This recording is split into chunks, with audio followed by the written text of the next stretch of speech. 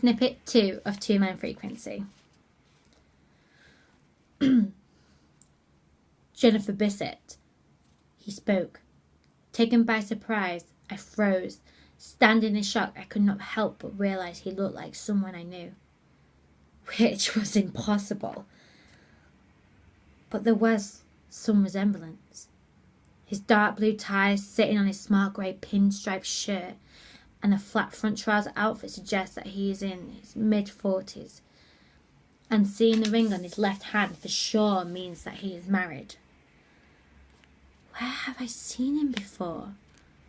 Don't go there. That moment, I realise I have said not one word. Excuse me, who? The man started to laugh, which was infectious to a normal person, but to me, it was a torment. He might be good looking for a therapist, but his laugh is aggravating. He made his way closer towards me, which automatically made me change my position. I placed myself in the suggested seat. He came towards his desk and leaned against it with his legs crossed. The artist of the painting. That's her name. He put his cup of tea down on the table and smiled gently. I twiggled my thumbs, not knowing what to say.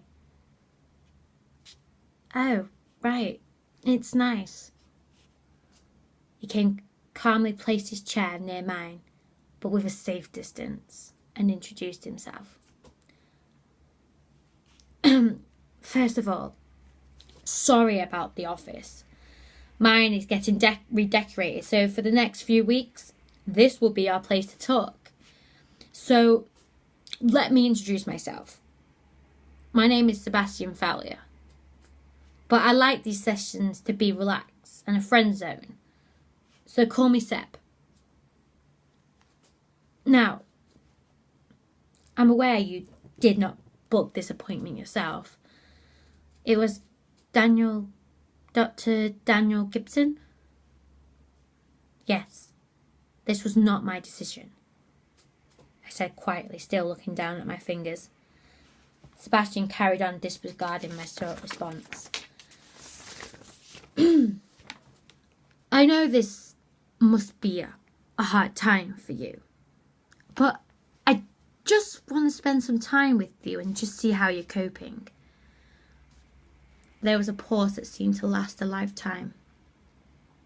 I realised then that was my cue to say something. Was that a statement or a question? Sebastian did not at all seem surprised by my reaction. Daniel must have pre-warned him of my attitude of late. Not that I'm rude.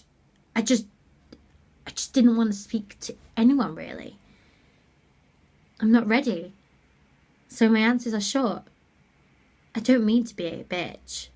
I am a nice person.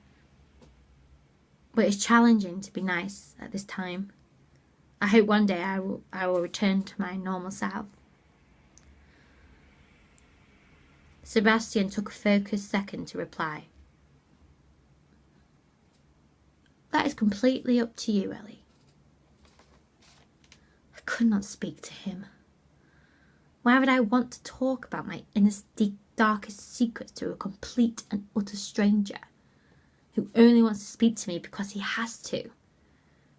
At that moment, I just wanted to leave. I could see the door in front of me. It was screaming for me to leave. Sebastian carried on inquiring. I hope you don't mind, but I did hear that you went home yesterday. How was it? How did he know? I said right through, hoping he would get the message of leaving me alone and to let me go. But he prompted me more, which I did not appreciate. Surely he could see how uncomfortable I feel. Sebastian came a bit closer. Listen, Ellie, we're all concerned about you. You need to realise that, well, they loved you and, You need to keep telling yourself that, and it wasn't your fault what happened. My heart was racing with anger. Who the hell is he trying to tell me that my parents loved me? And it wasn't my fault. He didn't know what happened. I stood up instantly, which alarmed him as he mirrored my actions. I snapped. Excuse me, Sebastian. I understand that you have gained this information from either Daniel or Sharon, but like them and you, or for anyone else that matter, you don't know anything about me, nor my home, and especially my parents. What I've been through the past few months, you wouldn't have been through a lifetime. I assure you. And if you have, then you must be as fucked up as I am. You don't know what I heard, and you don't know what I saw. And quite frankly, I don't want to remember it. I am trying to forget it. Can you understand that? There was a silence. I continued as I slowly sat down, but Sebastian stayed still. Look, I'm only here to get Daniel and Sharon off my back. I don't want counselling. But I made a promise I would, and I keep my promises. So I'll make a compromise. I will come to my weekly sessions. But I won't talk about my past. I will only talk about my future, as this is what I live for now. Sebastian sat closer to me and made the first time eye contact with me. I heard the gulp in his throat. I understand. I could feel the emotion getting the best of me. I had to leave. I stood up again and marched to the door. Sebastian did not stop me. I give him credit for that, which made me feel a line of trust with him. I'm sorry, Sebastian. I have to leave for this week. The walls were beginning to close in. I paced away from the door and turned round to find Sebastian in the same spot. Sebastian, I need to understand.